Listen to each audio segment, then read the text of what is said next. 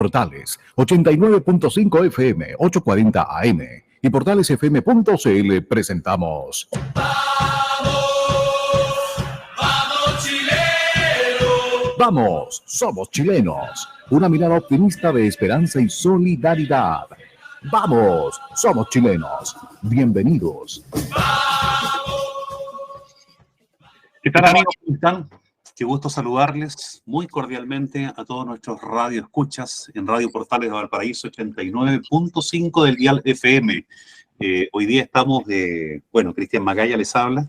Estamos dando inicio al programa Vamos Somos Chilenos, sin la presencia acostumbrada de nuestro conductor, digamos, del programa, Reinaldo Reinique, pero sí estamos junto a Chantal Robert de la Madotier, parte, digamos, del panel estable de este espacio. Sí, paso a saludarle inmediatamente. ¿Cómo estás, Chantal? Qué gusto saludarte. Hola, Cristian, muy bien, así que hoy día nos podemos desordenar. No está claro. Reinaldo para que nos mantenga a la raya.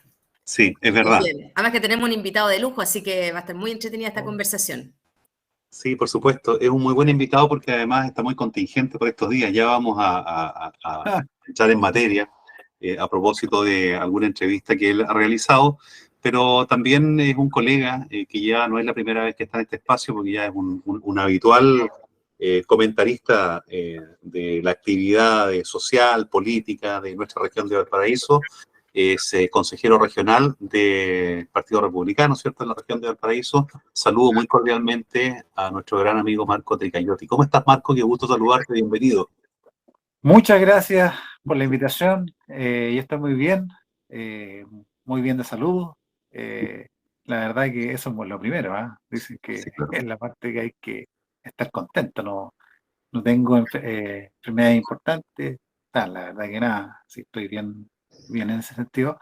Y muy contento por una parte con mi actividad profesional y también con la actividad que ejerzo en el Consejo Regional en el último tiempo. La verdad que soy un agradecido y siempre que para recibir más, como dicen, hay que agradecer lo que se tiene, porque me ha dado grandes satisfacciones.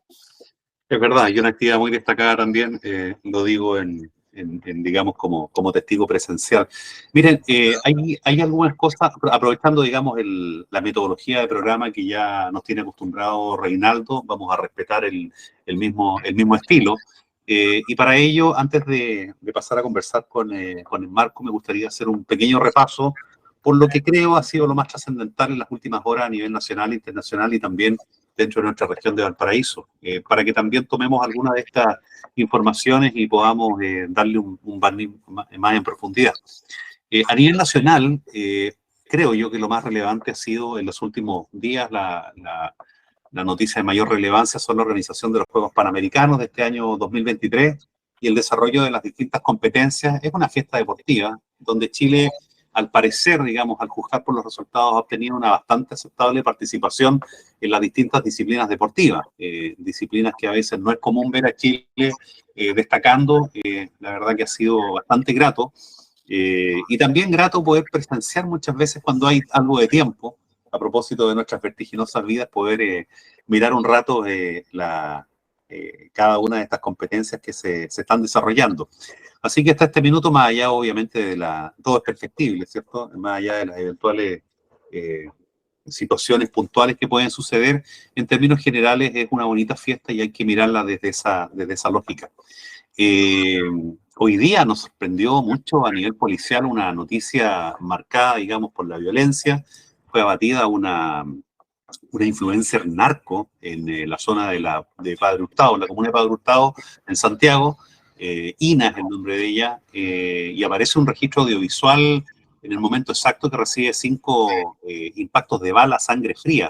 Ella era una influencer, digamos, yo la verdad que desconocía su existencia, pero tenía un no despreciable número de seguidores, cerca de 336.000 y 8 millones de me gusta. O sea, a mí lo que más me preocupa, yo creo que precisamente esto, cómo hay tanta cantidad de personas que sigue un líder de estas características. En Instagram la siguen 86.000 usuarios, o sea, era una persona tremendamente relevante, pareciera, para quienes son asiduos visitantes de dichas redes sociales. Bueno, hoy día fue abatida. Digo lamentablemente porque ninguna vida no debe lamentar su pérdida, pero bueno, es una situación bastante escabrosa que se pudo apreciar. A propósito de personas que fallecen, también falleció Enrique Maluenda, uno de los rostros más emblemáticos de la animación en Chile. Nos tuvo durante casi una década disfrutando de un programa muy misceláneo al mediodía que se llamaba el Festival de la Una, y también obviamente destacó por su aporte a la radiodifusión, de esos locutores antiguos, de esos locutores impostados, de esos locutores de la antigua escuela, porque esa de la escuela de locutores. Bueno, también estuvo marcado el inicio de semana por los aún coletazos de la visita del presidente Boric y su comitiva a China, sobre todo por el cambio de decisión de la empresa Sinovac de instalar una planta en Antofagasta.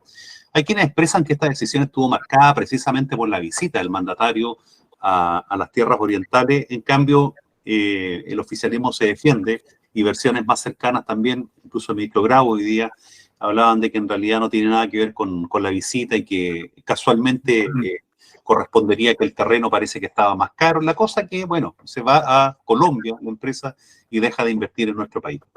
A nivel internacional, bueno, hay un par de noticias que han marcado la agenda. Por una parte, la elección presidencial en primera vuelta en Argentina, donde Massa, el candidato oficialista, ministro de Economía del kirchnerismo, y Milei, el candidato de la Libertad Avanza, ¿cierto?, logran alcanzar el balotage con 36 y 30% de los votos. Creo que es importante que le demos una vuelta, una mirada también a eso, porque hay miradas que dicen que esperaban más y hay otras que dicen que no deja de ser sorpresa. Entonces, hay puntos de vista. Lo segundo es la guerra desatada en la Franja de Gaza, ¿cierto?, que ya continúa esta semana, sigue estando en la agenda, y han sido incursiones rápidas y eficaces por parte de Israel a propósito del ataque producido por este grupo terrorista llamado Hamas. Pero no ha estado exento de críticos, por cierto, porque principalmente derivado de las bajas civiles que existen en la zona. De hecho, hoy día mismo se sumó una crítica de parte de un jefe de Naciones Unidas, Antonio Guterres, se llama Guterres, no Gutiérrez, Guterres. Claro, con la respuesta del ministro de Asuntos Exteriores israelí, Eli Cohen, porque Antonio Guterres señalaba de que había que condenar las transgresiones o las vulneraciones a los derechos humanos, pero la verdad que Eli Cohen le respondía que en qué mundo vive, porque realmente no es una cosa simple lo que se está enfrentando por parte de Israel en ese espacio. Y Venezuela, bueno, también nos sorprendió con una interesante noticia. María Corina Machado ganó una primaria de la oposición, ¿cierto? Es una ex legisladora, una ex diputada, alcanzó un porcentaje elevadísimo de voto, 96%, pero lamentablemente no va a poder ocupar cargos públicos por su apoyo en algún momento a las sanciones que ha recibido el gobierno de Maduro y que no podría inscribirse en las elecciones generales. Una cosa realmente dramática lo de Venezuela. Una dictadura ahí enquistada que, más allá de la popularidad alcanzada por liderazgos políticos de un sector distinto al que representa el oficialismo, siempre hay un problema que no pueden competir, digamos, en las condiciones adecuadas. Bueno, no hay democracia, definitivamente. Y además, bueno, en la zona, en nuestra región de Valparaíso, hay dos noticias. Por una parte, un incendio hoy día en Valparaíso que dejó 40 damnificados. La visita del presidente Boric ayer también a propósito de un nuevo pacto, un nuevo trato. A lo mejor Marco nos puede hablar un poquito acerca de ello, porque tiene que ver, digamos, con tuvo la presencia del gobernador regional en ese lugar. En fin, bueno, esas son principalmente las informaciones más relevantes que podemos destacar, sin perjuicio que se me haya podido escapar alguna. Me gustaría preguntarle a Chantal en qué podríamos detenernos brevemente, tanto en lo nacional, internacional y local. ¿Qué te ha llamado la atención? Como nos pregunta siempre Reinaldo. Chantal. Sí, he visto un poco los Panamericanos y me encanta. Hoy día la verdad es que casi no habían entrada, hay gente que llevaba entradas compradas hace mucho tiempo. Por lo tanto, eso demuestra que hay entusiasmo por el deporte y eso es súper bueno porque el deporte nos ayuda en muchas cosas. Y tal como tú decías que hoy día hemos tenido realmente buenos resultados, muchos que ni siquiera nos esperábamos, incluso algunas disciplinas de las que no habíamos escuchado nunca, como el básquetbol de A3, ponte, que yo no sabía que era de hecho una competencia y que ganaron tanto los hombres como las mujeres. ¿Será porque lo estamos haciendo aquí en Chile? Porque siempre los deportistas se quejan de que no tienen auspiciadores, de que no tienen dinero para concurrir al extranjero. Por lo tanto, una de las razones a lo mejor por las cuales hemos ganado medallas es que es acá y por lo tanto ellos han tenido los recursos para poder presentarse, para poder participar y competir de igual a igual con el resto de los deportistas. Así que yo creo que es súper valorable que se hayan hecho estos Panamericanos. Espero que todo salga bien, que salga todo maravilloso, porque creo que la juventud y el deporte se lo merece. Yo creo que no tiene color político, nada, o sea, todo es bueno, todo es realmente, yo creo que muestra lo mejor de las personas el deporte. Así que ojalá todo se siga realizando bien, y además en distintas regiones. Acá también estamos viviendo los Panamericanos. En fútbol ya se jugaron un par de partidos, así que hay que aprovechar en todas las regiones, en todas las comunas que se está realizando, invitar de todas maneras a todas las personas a asistir a los partidos y animar, por supuesto, al Team Chile. Sí, y ahí subyace una reflexión a propósito de cuando uno ve a estos jóvenes destacarse en el deporte. Lo primero que uno piensa es todavía hay esperanza. Nuestros jóvenes no todos están, no sé, pues, encerrados detrás de una pantallita o en otros casos persiguiendo malos ejemplos como lo que hablábamos acerca de este influencer, sino que hay una parte importante de nuestros jóvenes que está sacando la cara, preocupados de su futuro, queriendo hacer mejor nación, mejor sociedad. Los que se destacan en estas disciplinas deportivas son un muy buen ejemplo de aquello. Y no solamente esto, hay muchos jóvenes que están hoy día estudiando, encerrados, queriendo sacar una carrera adelante, queriendo preparar una buena prueba de admisión universitaria. Hay jóvenes que están por el buen camino, por lo tanto, no hay que perder esa esperanza, porque a veces lo negativo es lo que destaca muchas veces. Entonces creemos que esto es una realidad generalizada, así que bien por ello. Y lo que tú dices es muy cierto, la localidad tiene una incidencia importante en los resultados deportivos, y tiene que ver no solamente con las condiciones económicas, sino que también con cuestiones más bien espirituales o morales, aunque parezca extraño, el apoyo de la familia al lado, la barra, qué sé yo, la gente que va a apoyar, genera una inyección anímica, una adrenalina especial, lo cual no se vive cuando uno está en tierras foráneas en algún tipo de presentación deportiva. Por lo tanto, bueno, quienes hayan tenido la experiencia podrán decirlo, la inyección emocional y anímica es muy distinta cuando tú tienes a una hinchada dándote ánimo, por cierto, que eso es importante. Y a nivel internacional, Chantal, ¿qué te ha parecido la semana, estos días? ¿Hay algo que quieras destacar? Bueno, reconocer la liberación de rehenes que se ha dado, aunque han sido apenas 4 mujeres en el conflicto que hay en Israel. Así que hay una luz de esperanza. Israel yo creo que ha diluido un poco este ataque sorpresivo, total, que se había dicho que iba a ser justamente esperando que haya una liberación de rehenes. Y eso permite poner un poco de paños fríos también a esta situación. Yo creo que hoy día se critican mucho de los dos lados en el fondo. O sea, yo creo que la invasión que se hizo a Israel no tiene justificación alguna. Y hoy día todo el mundo trata de irse contra Israel finalmente, pero si alguien ataca mi casa, Claro. yo no te puedo decir cómo voy a responder. O sea, claramente es algo que no voy a dejar pasar, lamentablemente. Entonces, esto que yo creo que es súper bueno que Israel no haya atacado desde un principio y hoy día se esté dando un poco más de tiempo, esté analizando las cosas, porque eso va a permitir que los civiles se puedan, por un lado, resguardar. Ahora, el cómo manejamos que esa respuesta y en la legítima defensa de los países internamente, la que uno tiene que ejercer cuando también es atacado en la casa, por ejemplo, existe el mismo razonamiento, esto de la necesidad racional del medio empleado para impedir o repeler la acción. Y ahí es donde obviamente tenemos que ser cuidadosos, porque obviamente una cosa es aplicar la legítima defensa y otra cosa también es traspasar ciertos límites. Ahora, cuesta un poco controlarlo, porque obviamente, si bien existe tecnología para que una respuesta sea dirigida, siempre lamentablemente se producen estas llamadas daños colaterales que se conocen, digamos. Pero bueno, vayan nuestros mejores sentimientos para todas las personas que sufren, en definitiva, indistintamente de qué lado de qué lado de la línea estén. Bueno, voy a pasar a conversar con Marco Cucayotti. Marco, bueno, ya te habíamos dado. Quisiéramos también plantear contigo este ejercicio de que quieras destacar algo de lo que partimos, u otra cosa distinta, digamos, de lo que ha pasado por estos días en nuestro país y el mundo. Sí, voy a tomar antes que se me olvide, voy a dejar el punto ahí clavado del tema de Sinovac. Ok. Me voy a volver a referir al tema y solamente voy a terminar con el tema de la guerra que hay en este momento contra Hamas, ¿ah? Que curiosamente no es una guerra un Estado contra un Estado-nación, sino que es una guerra contra un grupo terrorista, una milicia en realidad, Mm. más que un grupo terrorista, ¿ah?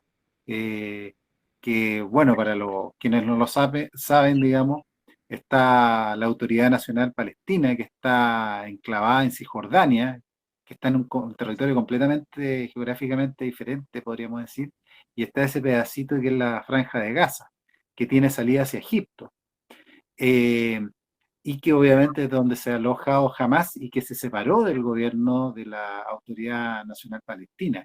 Y de hecho por eso ellos están tratando de posponer las elecciones en Cisjordania porque saben que puede ganar Hamas. Hay todo un factor político interno también. Hay una división interna entre la gente de Palestina, podríamos decir. Que a todo esto, haciendo un poco de historia, esa, esa zona fue parte del Imperio Otomano. Perdón. Esa franja que tú planteas tiene una dimensión no muy grande, ¿ah? Estamos hablando de una franja que mide 40 kilómetros de largo por 10 kilómetros de ancho, es decir, es bastante acotado el territorio que hoy día está destinado a ese espacio, Marco. Es como San Bernardo, creo, escuché Marco. una cosa así. Es como el tamaño de una comuna. Y viven como 2 millones de personas. Bueno, yo creo que lo que va a suceder es que va a entrar finalmente Israel. Desgraciadamente, por todas las armas inteligentes que se ocupen, van a seguir habiendo bajas civiles, porque desgraciadamente lo que pasa en caso de organizaciones que tienen características de guerra híbrida de quinta, cuarta generación, es que usan a personas, lo usan como escudo humano. Exacto. Y no sé si ustedes han visto la serie esta de Netflix, Fauda, va como en la cuarta temporada, creo. Le recomiendo que la vean los auditores. Los que no están- ¿Cómo se llama? ¿Perdón? Fauda, Fauda, Fauda. Fauda. Está en Netflix y habla de cómo como en el caso de Israel, se hacen operaciones especiales para entrar a parte de Palestina, cómo se pasan de Palestina hacia el Estado de Israel. Y se habla mucho de las operaciones encubiertas, mueren agentes de uno y otro lado, pero es como lo que pasa en el día a día, digamos. Y que además si ustedes ven otra serie que está en Apple TV, que es muy buena, me encanta la serie. Pareciera que eso es lo que hacen los fines de Sí, semana, Marco. sí, sí, no, cuando la puedo ver. Hay una que se llama Teherán, que es todo este tema de operaciones encubiertas que se la recomiendo que también que lo vean, los que tienen Apple TV.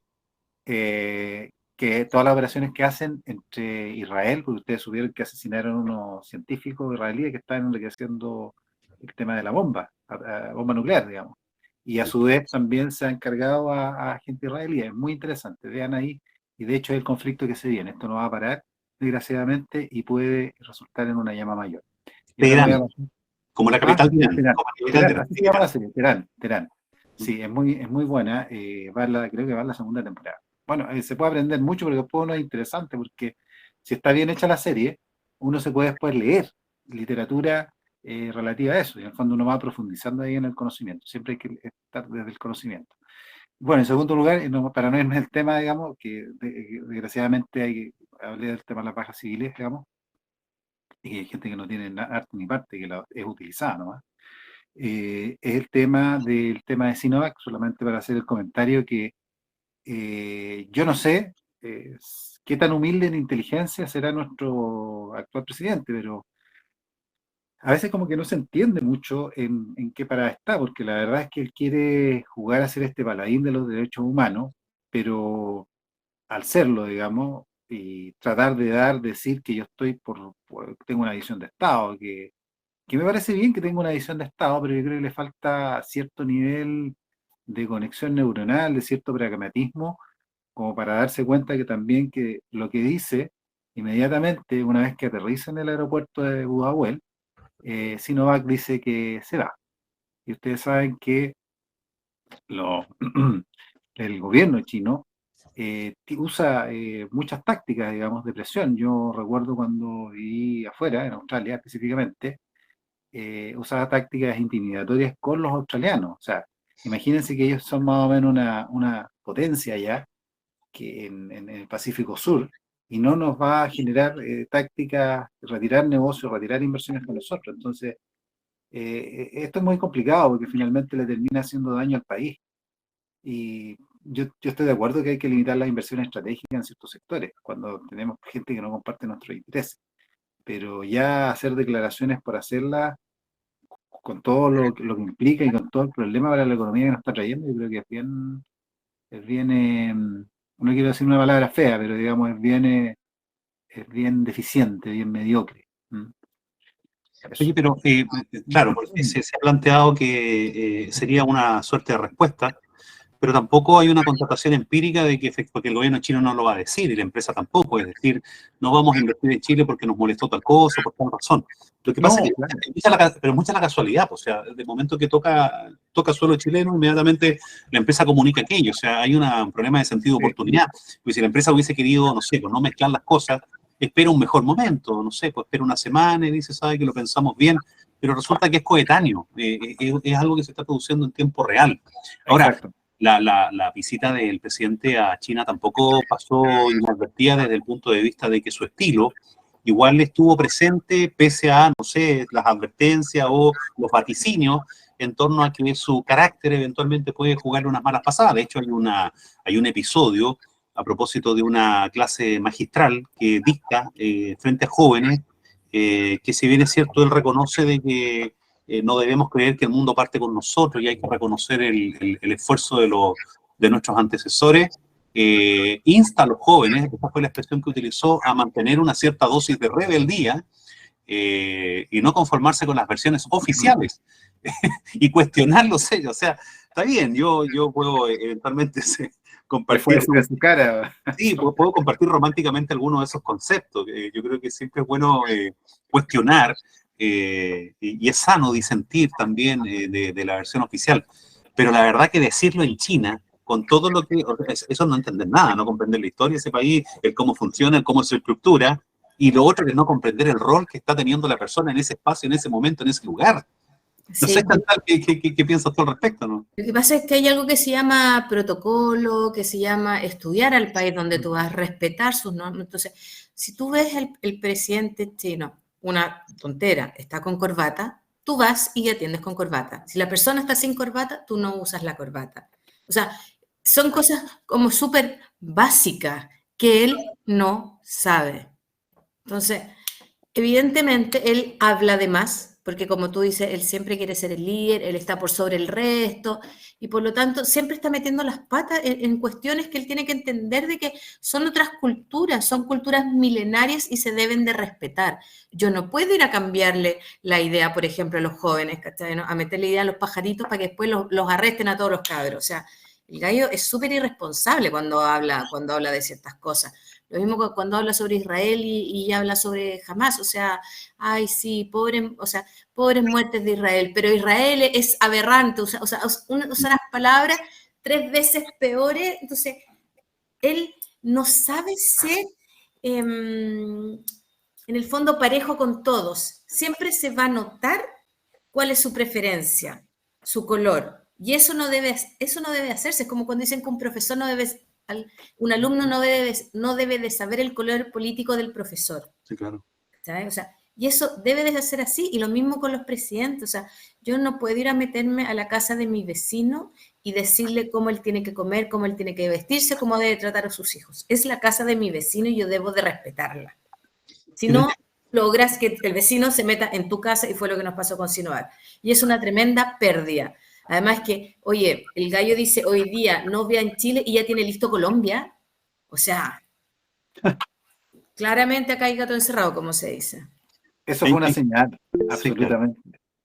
Sí. Bueno, hay dos reflexiones. La primera, a propósito de esto, a veces nunca hay que perder una buena oportunidad de guardar silencio. A veces es un muy buen momento para guardar silencio. Y lo segundo, que no siempre tenemos que tomar partido por un conflicto ajeno. A veces hay cosas que no nos competen, entonces está ese afán permanente, ese impulso irrefrenable de que cada vez que hay algo a nivel internacional donde yo observo algo, entonces inmediatamente pareciese que la naturaleza humana nos impulsa a tomar partido. A veces se puede ser neutral, a veces se puede analizar de forma objetiva un evento, un episodio que a mí personalmente no me compete. La superioridad moral, como decía alguien por ahí. Bueno, estamos en la hora que tenemos que ir a una pausa musical. Siempre es común que nuestro invitado elija. Esta es una gentileza, Marco Chicaiotti, para todos, no solamente para ti, para que no te vayas a sentir que eres extremadamente especial. No. Pero mira, lo que queremos pedirte es que elijas una canción para poder escucharla y luego regresar con más análisis de la actualidad de Chile y el mundo. Bueno, les voy a presentar una canción de amor, un poco melancólica, un poco de esos deseos ahí que dan cuando uno es joven. ¿Va con dedicación, Marco? No, para nada. ¿No? Bueno, ¿A puede nadie ser en una particular? dedicación. No, va por una dedicación a todas las relaciones románticas, esa cosa que hay cuando uno es joven. No, es un recuerdo, es nostalgia, ¿no? Entonces se llama de Roy Orbison, I Drove All Night, conducí toda la noche. Estadounidense que falleció en 1988 a los 52 años de un infarto, y que su día está marcada por la tragedia. Autor también de una canción bastante emblemática, una película que se llama Pretty Woman. Bueno, un gran cantante. Roy, no es muy común ese nombre. Bueno, Tenemos un colega por ahí que se llama Roy. Claro que sí. Bueno, estamos de regreso para continuar conversando de estos temas que nos convocan el día de hoy y que son también de interés de todos ustedes. Estuvo el presidente Boric ayer en Valparaíso, Marco Chicaiotti, según nos enteramos ahí a la rápida por la prensa. ¿Sabes tú el motivo de su visita? Yo creo que hay dos motivos. Veamos. Bueno, bueno, a mí me gusta esto de enseñar un poco a través de la radio, a través de los medios de comunicación. Y este padre de las ciencias políticas y las relaciones internacionales, era Nicolás Machiavelli, decía que había dos cosas que un gobernante, un príncipe, hablaba de príncipe en ese tiempo. Hablaba de principio. Claro, tenía que mostrar. Uno era los resultados, esto es como el fútbol. Mete o no mete gol, es decir, genera crecimiento, genera puesto de trabajo, genera actividad económica, baja la delincuencia. Esos son los resultados, que igual que en el fútbol, si ganas, anotas o no anotas. Y en segundo lugar, la imagen, la apariencia. Entonces, son dos cosas.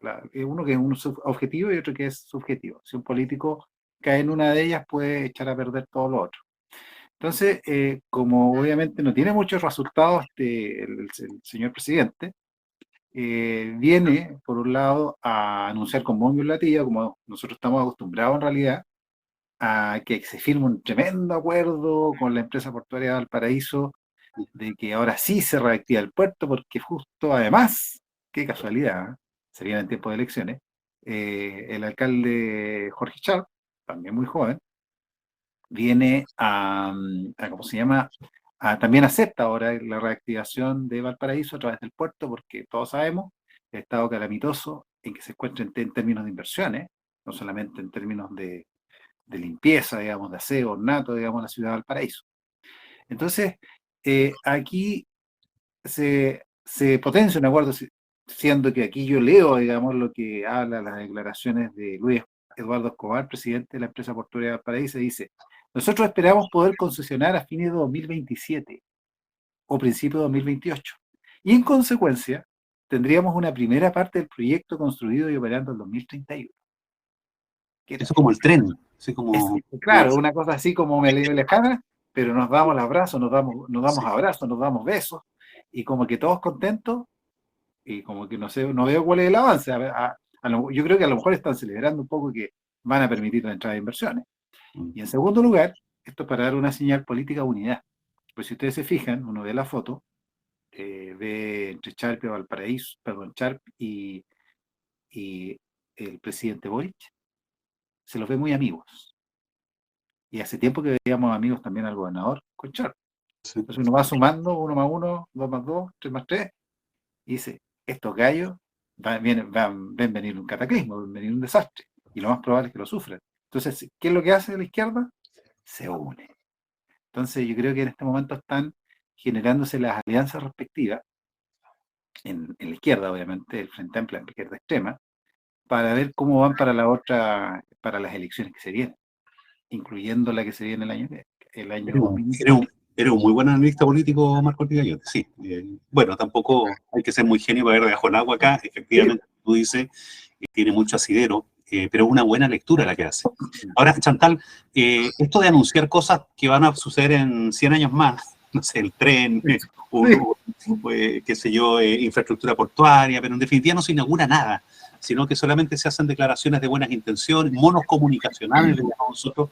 La gente, ¿tú crees que lo entiende o lo razona así?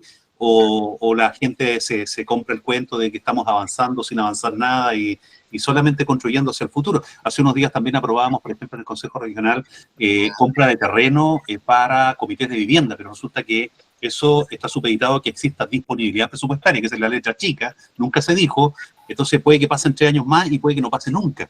Entonces, la pregunta que yo te hago, el común de la gente, ¿tú observas de que esto lo cree o también hace este análisis de, en definitiva, ponerlo en duda, al menos? Yo creo que hay un 30%, como dice la encuesta Academ, que todavía le cree. Lo creo. Sí. Ponte yo, yo trabajé hace muchos años en concesiones viales y yo estudié el tema del tren y se desechó hace 27 años. O sea, es un proyecto que vuelves a sacar después de 27 años, que en 27 años se dijo que no iba a resultar. O sea, entonces, cuando a mí me hablan del tren Santiago-Valparaíso, o sea, para mí, no te voy a decir lo que yo pienso, ¿cachai? Pero es algo que ya se desechó hace más de 27 años, porque no es viable. O sea, la única forma es que el Estado se ponga con 3/4 de la inversión. Y eso no va a ser así, porque el Estado no tiene dinero para eso. Entonces, son voladoras de dulce finalmente. Y yo creo que hay gente que efectivamente sí lo cree. O sea, hay gente que cree, vamos a reactivar el puerto. Ay, qué buena onda, que está esa... Pero la verdad es que no, porque no hay ninguna inversión, no hay ninguna empresa, y nada avanza rápido en este país.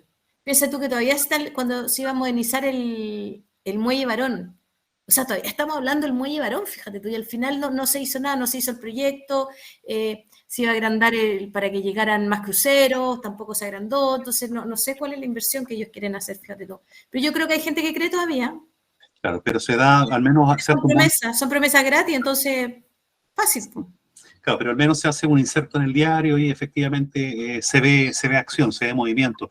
Y hay, por ejemplo, dos situaciones que yo creo que también describen un poco, no solamente a este gobierno, sino que también al sector político gobernante. Y que dice relación con que banderas de lucha, que uno piensa que obviamente van a ser cosas que van a poder efectivamente materializarse, a lo mejor no en la forma que uno quiere, pero al menos sí en algo, han resultado ser cuestiones que ni siquiera hay un solo avance, y es más, podemos hablar de retroceso.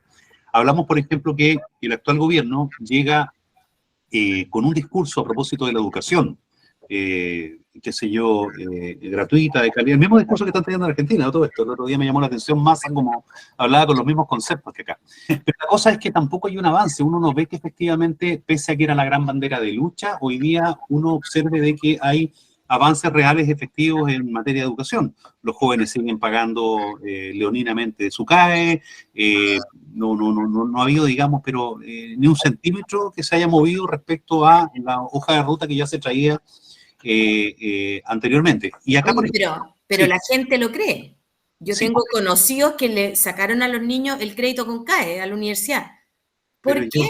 Todavía creen que no van a pagar el CAE. Pero ya vamos en el tercer año, vamos al tercer año y todavía no hay... Pero insisto, yo tengo gente y gente inteligente, y yo le digo, o sea, oye, por favor, no me digáis que creéis que no vaya a pagar CAE. Entonces, yo fui, dentro de tantas cosas que he sido, jefa de cobranza, yo cobré CAE.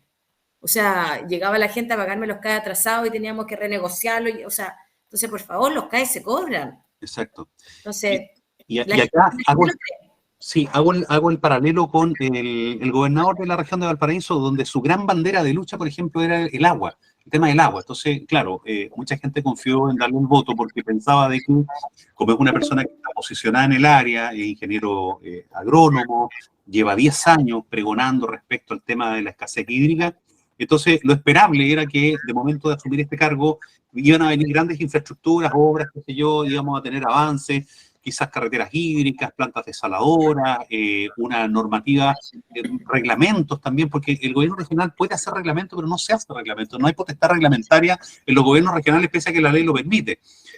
Pero tampoco nada. Entonces acá, en la provincia que yo represento, al menos que es el epicentro de la sequía, todo el mundo se pregunta y dice, bueno, pero ¿dónde están los avances en materia de gestión hídrica a propósito de que ese era el discurso del gobernador? Marco.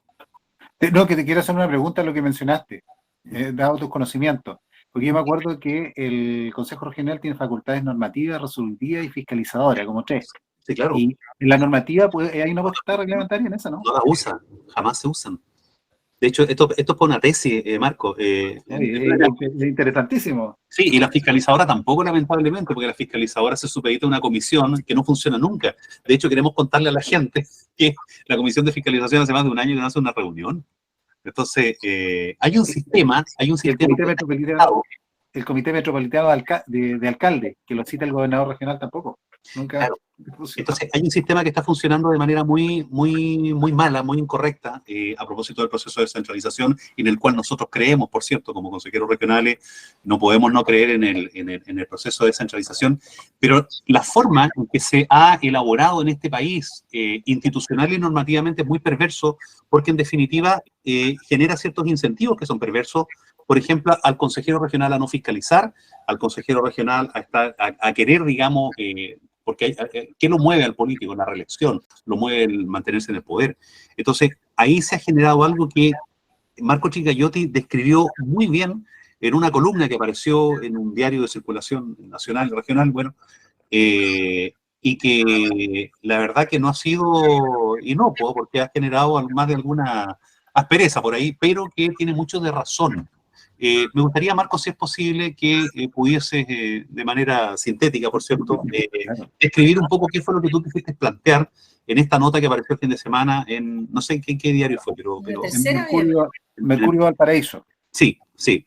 Descríbenos un poco qué fue lo que ahí se expresó. Sí, mira, en síntesis, para un efectivo proceso de descentralización y evitar los vicios que se provocan, que se producen, que no es culpa, mira, la verdad es que no es culpa de los actores que están involucrados, porque obviamente ellos se mueven por incentivos, ¿ya? El problema es que existen incentivos perversos, ¿ya? Entonces, ¿qué es lo que se genera hoy en día? Que la pelota, el contrapeso está en la figura del gobernador, pero excesivamente concentrado el poder. Él tiene la facultad de priorizar los proyectos para la región, él tiene la facultad además de despriorizarlos, si es que así lo necesita. Él tiene la facultad también como ejecutivo de, si quiere, hasta hace poco, hasta los 7.000 UTM no daba cuenta del gasto, no tiene que publicar ninguna rendición de cuenta, no tiene nada en absoluto y nosotros nos movemos en absoluto ascuas. Entonces, obviamente hay que generar los contrapesos y ese contrapeso es a través que hubo una resolución, yo comenté, que lo hicieron motivado por los escándalos de corrupción en realidad, que dice que ahora que ese umbral se baja a las 3.000 UTM, son como 140 millones, algo por ahí. Y obviamente con eso podemos generar un mejor contrapeso, un mejor control de las platas que se gastan, porque en este momento a veces llegan códigos de proyecto y nosotros no teníamos idea a quién se lo había asignado y pasan como si se dice piola, ¿ya? Entonces ese pasar piola es súper fácil, porque además uno pide la información y no te la dan siempre, a veces no responden. Entonces, es un tremendo problema porque en vez de nosotros tenemos que confiar en el gobernador de turno que genere una buena práctica, pero obviamente no podemos confiar en esa buena práctica, no todos los gobernadores independientes del color político de turno, eso no da lo mismo. ¿Y qué es lo que se genera? Que un grupo de consejeros afines, da lo mismo el partido, le va a tratar de sobar el lomo, y eso fue lo que molestó, a ese gobernador de turno. No voy a poner nombre.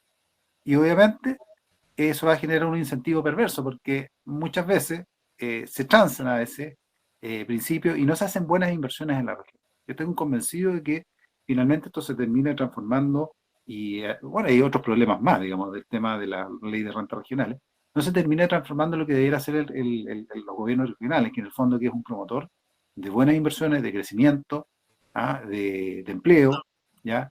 Y obviamente dentro de un margen de acuerdo a la ideología política que esté. O sea, yo estoy de acuerdo que puede llegar, obviamente, izquierda y derecha, se pueden ir alternando en el poder, pero tiene que haber para lo que están en el fondo los gobiernos regionales, para poder administrar dinero y para poder generar las condiciones para un desarrollo de la región. Y yo pienso que en este momento lo único que se está generando un botín que se va repartiendo entre las provincias que tienen más afinidad con el gobernador. Sí, ¿Sabes? Perdona, yo como simple mortal y que escucho las discusiones, hoy ya cuando hablamos de modificar la edad para presentarse a ciertos cargos y muchas cosas. Yo creo que esto también va asociado a qué tipo de personas elegimos. O sea, no puede ser que para optar a un cargo, por ejemplo, yo, no sé, participé en el de consejera constitucional, te exijan tener 18 años. Oye, perdón, estamos hablando de una constitución, o sea, por lo menos pídeme un título. Y ojo que me pedían 18 años, no me pedían cuarto medio. Entonces, no puede ser que ni siquiera me pidas cuarto medio para redactar la constitución. Entonces, a nivel de consejo regional es lo mismo. ¿Cuáles eran los mínimos requisitos para ser consejero o para ser gobernador, por ejemplo? ¿Les pedían un título? ¿Les pedían experiencia laboral? No. No. Ahora, entonces, perdón, ¿qué pueden esperar de alguien que evalúe proyectos si no tienen competencia? Vi el otro día que había un problema con una gobernadora en el norte. ¿Y cuál era sus competencias? Era profesora de yoga. Por lo tanto, ella estaba lista para el puesto, porque era profesora de yoga, porque ella era empática. Entonces, perdón, si esas son las competencias y nosotros elegimos en base a esas competencias, tenemos lo que nos merecemos, como se dice. Y no digamos que siendo profesora de yoga mantenía desestresado a los coles, pues era todo lo contrario, porque por lo menos podría utilizar esas aptitudes. Y lo otro que se genera también es una pelea permanente entre la figura, bueno, acá no se ha dado mucho porque no hay distancia política mayor, pero se va a dar, va a suceder, que es entre el delegado presidencial y el gobernador. Hoy día tenemos una sola región que habría, digamos, una distancia ideológica, que es la región de la Araucanía. Pero ¿qué va a pasar en la elección siguiente? El próximo año, si se reordena el naipe político y, por ejemplo, salen electos un variopinto político y también cambia el gobierno a nivel central, entonces vamos a tener la figura del delegado coexistiendo en un mismo espacio, en un mismo edificio probablemente, con el gobernador que es de otra corriente política y teniendo muchas veces que tomar decisiones cuyas competencias a veces no es muy clara la línea, porque el proceso de traspaso de competencia es un proceso que está ni siquiera en pañales, está solo proyectado y ha sido también fracasado, porque se han intentado transferir competencias a los gobiernos regionales, pero no han podido ser aceptadas por falta de recursos. Entonces, la ley está en la pura buena onda, en la pura buena intención, pero en la realidad es muy difícil que se pueda ir perfeccionando. Entonces, hay hartas cosas en las que se tiene que trabajar, Marco, Chantal, en lo que viene, a propósito de este espacio que, si bien es cierto, no lo reconoce el ciudadano como el más relevante, porque pareciese que la municipalidad ese que está más cercano al ciudadano, y también el nivel central a propósito de la exposición que tiene el gobierno central. Pero cuando se trata de gobiernos regionales, hay un poco más de desconocimiento de qué se hace, para qué sirven, en qué trabajan, digamos, para dónde apuntan, pero no dejan de ser muy importantes. Las decisiones del gobierno regional también cambian la calidad de vida de las personas. Sí, yo creo que hay desconocimiento total. Yo, claro, no sé nada del gobierno regional, no tenía idea que tenían estos montos de plata para asignar en forma directa, o sea, porque yo pensé que ellos venían a hacer misiones por el MOP, como el MOP, que él tiene que reparar los caminos. Yo pensé que con el gobierno regional era más o menos lo mismo, no que era el gobierno quien elegía a quién le pasaba plata, o sea, yo encuentro que eso es pésimo.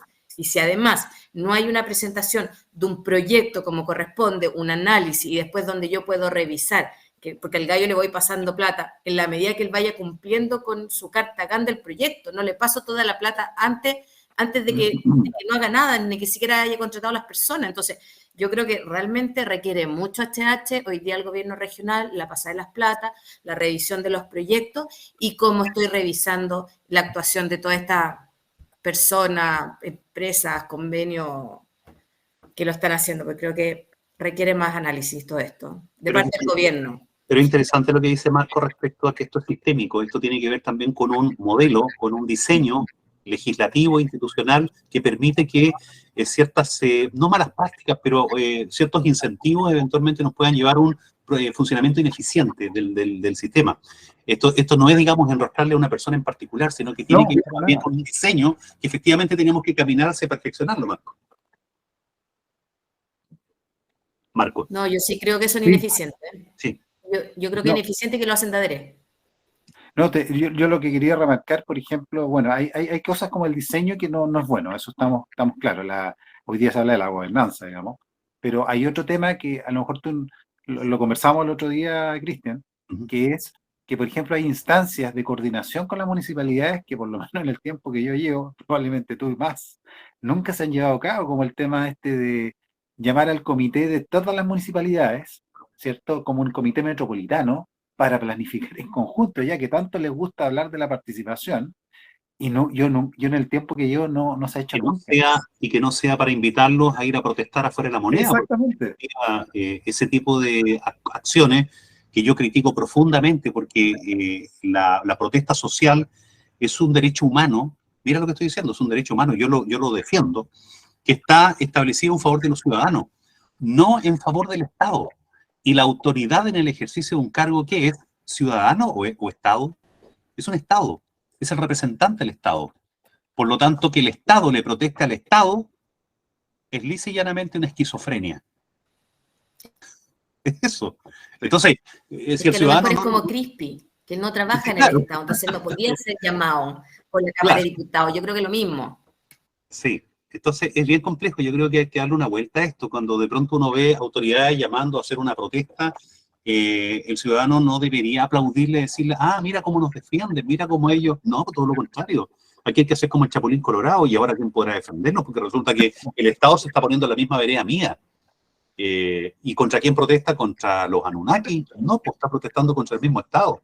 Entonces, ahí es donde yo creo que hay que hacer un análisis un poquito más profundo, comprender cómo funcionan las cosas, las instituciones, y entender que las autoridades están para gestionar, para dar soluciones, para reunirse, para hacer trabajo político, pero no para protestarse entre ellas, porque en definitiva, además una protesta mal dirigida, porque la ley de presupuestos que envía el 30 de septiembre al Congreso, y ahí es donde está hoy día, no está en la moneda, digamos, por decirlo de alguna forma. Hay un deshacimiento de parte del Ejecutivo respecto a... No puede hacerle alteraciones, en definitiva. Bueno, Marco, ¿qué más quieres señalar a propósito de tu nota, que creo que fue muy, muy interesante?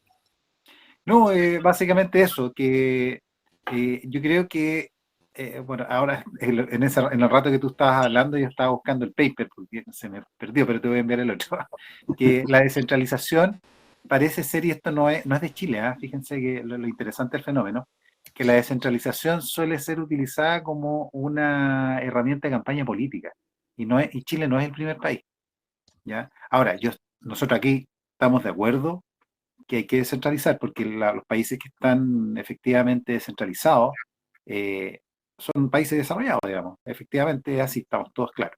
Pero a veces llega, podríamos decir, en el discurso equivocado, y es utilizado como una arma política, y ha tenido fracaso la descentralización en otros países. Y ahí está en el caso de Indonesia, que te comenté en algún momento, se hizo un proceso de descentralización y tocó ¿por qué razón? Tocó digamos, a las instituciones forestales. Yo estudié la parte forestal. Y resulta que, fíjate, que la implementaron a fines de los 90, si no me equivoco, y se hizo un análisis de los últimos 20 años.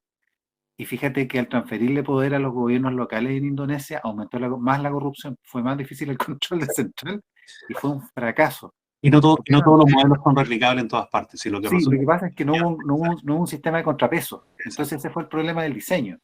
Bueno, y eso fue el tiempo, estimado. La verdad que está muy interesante el tema, pero no será la última oportunidad. Así que yo creo que es muy interesante poder contar con Marco en un nuevo capítulo, un nuevo episodio. Chantal, muchísimas gracias, estuvo muy interesante. Igualmente. De todas maneras, nos vemos próximamente y tenemos que seguir conversando, que harán muchas cosas pendientes. Muchas gracias. Chao, Cristian, cuídense. Un abrazo gigante y saludos a todos nuestros auditores. Muchísimas gracias.